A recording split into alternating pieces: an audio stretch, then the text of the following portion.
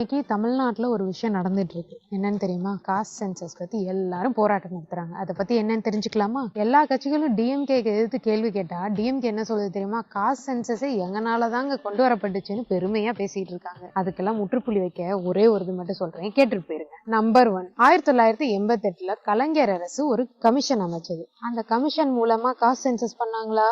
இல்ல. 2வது பாயிண்ட், 2010 மறுபடியும் காஸ்ட் சென்சஸ் பத்தி ஒரு கோரிக்கை வந்துச்சு. அப்ப அந்த ஆட்சியில இருந்தவங்க யாரு? டிஎம்கே ஆட்சி. அப்ப ஏன் செய்யல? 2021 டிஎம்கே இதே கட்சி வாக்குறுதி அளிக்கிறாங்க. என்னன்னு? நாங்க மத்திய அரச வலியுறுத்துவோம். சரி, இதை நம்பி மக்கள் ஓட்டு போட்டாங்க, ஆட்சிக்கு வந்தாங்க. அப்ப அதுக்கப்புறம் என்ன பண்ணாங்களா? அதுக்குள்ளதையும் சொல்றேன். அதுக்கப்புறம் என்ன நடந்துச்சு? தெலுங்கானால, கர்நாடகால, பீகார்ல சர்வே நடந்துச்சு. தமிழ்நாட்டுல ஏன் நடக்கல?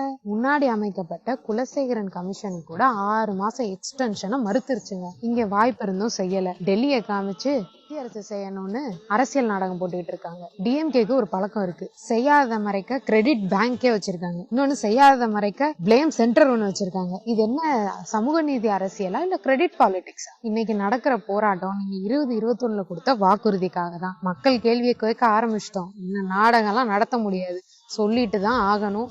ஆண்டவன் படைப்பில் அனைவரும் சமம் எனில் அவன் உயர் ஜாதிக்கு மட்டும் தங்கத்தால் மூளை செய்து தலைக்குள்ளே வைத்தானா? மற்ற ஜாதிக்கெல்லாம் மண்டைக்குள் இருப்பதென்ன? களிமண்ணா, சுண்ணாம்பா?